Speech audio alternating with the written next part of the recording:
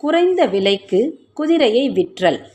ஒரு சமயம் தெனாலிராமனுக்கு உடல் நலம் மோசமாகிவிட்டது. வைத்தியரும் வந்து பார்த்தார். வைத்திய செலவு நிறைய ஆகும் என்று சொல்லிவிட்டு போய்விட்டார். வைத்திய செலவுக்கு தெனாலிராமனிடம் பணம் இல்லை. ஆகையால் அவ்வூரில் வட்டி கொடுக்கும் சேட்டை அணுகினான். அதற்கு சேட்டும் பணத்தை எப்போது திருப்பி கொடுப்பாய் என்று கேட்டார். தெனாலிராமனும் உயர் ஜாதி அரேபிய குதிரை வைத்திருந்தான். நல்ல விலை போகும் அக்குதிரை.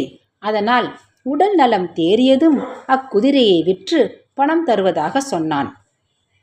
தெனாலிராமன் சொன்னதில் பேரில் சேட்டும் நம்பிக்கையோடு பணம் கொடுத்தான். பணத்தை பெற்றுக்கொண்ட தெனாலிராமன் வைத்தியரிடம் சென்று சிகிச்சையை ஆரம்பித்தான். விரைவில் குணமும் அடைந்தான். பல மாதங்கள் ஆயின. தெனாலிராமனிடமிருந்து பணம் வருவதாக தெரியவில்லை. ஆகையால் சேட் தெனாலிராமனை சந்திக்க புறப்பட்டான். தெனாலிராமனை பார்த்து, என்னப்பா, உடல் குணமானதும் குதிரையை விற்று பணம் தருவதாக சொன்னாயே, இன்னும் தரவில்லையே, உடனே கொடு என்றான். தெனாலிராமனும் நன்கு யோசித்தான். அநியாய வட்டி வாங்கும் சேற்றுக்கு பாடம் கற்பிக்க எண்ணினான்.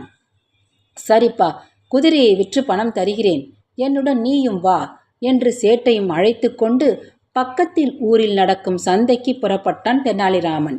போகும்போது குதிரையையும் கூடவே ஒரு பூனையையும் அழைத்துச் சென்றான். சந்தையில் தெனாலிராமனின் பளபளப்பான குதிரையை பார்க்க பெரிய கூட்டமே கூடிவிட்டது. அப்போது ஒரு பணக்காரர் தெனாலிராமனை பார்த்து, உன் குதிரை என்ன விலை என்று கேட்டார்.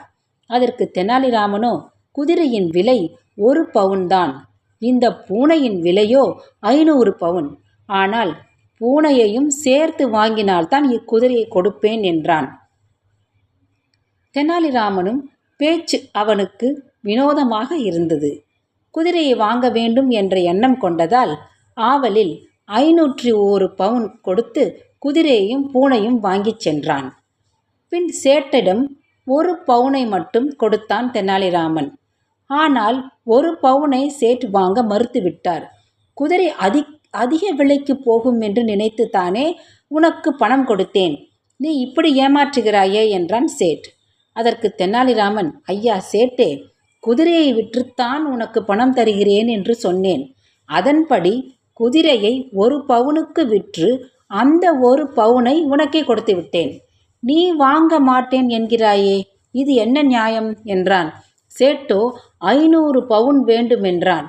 இறுதியில் இவர்கள் வழக்கு மன்னர் கிருஷ்ணதேவராயரிடம் சென்றது. மன்னர் இவ்வழக்கை ஆதியோடு அந்தமாக விசாரித்தார். தெனாலிராமன் சொன்னபடி குதிரையை விற்றுத்தான் உனக்கு பணம் தருகிறேன் என்று கூறிய வாக்கின்படி தெனாலிராமன் அப்படியே நடந்து கொண்டான் அல்லவா? பூனையின் விலையை பற்றி நீ ஏன் கவலைப்படுகிறாய் என்று கிருஷ்ணதேவராயர் சேட்டிடம் கேட்டான். பின் தெனாலிராமன் செய்தது சரியே என்று தீர்ப்பு கூறினார் கிருஷ்ணதேவராயர். நன்றி, வணக்கம்.